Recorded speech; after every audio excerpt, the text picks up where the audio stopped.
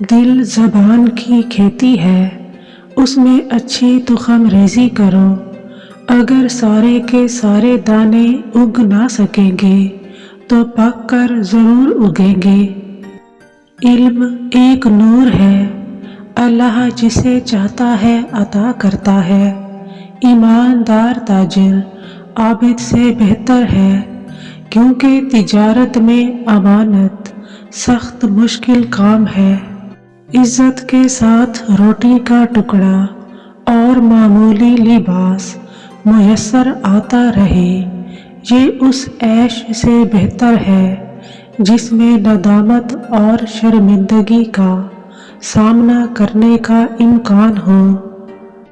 زندگی اس لیے عطا نہیں کی گئی کہ ہم اس کو ان اشغال میں صرف کر دیں جو ہمیں موت کے وقت اس دنیا میں ہی چھوڑنے پڑیں گے۔ آپ نے فرمایا کہ جب تک قبر میں نہ چلا جاؤں تب تک علم حاصل کرتا رہوں گا۔ قرآن کا صحیح علم وہ ہے جو سنت کے مطابق حاصل کیا گیا ہو۔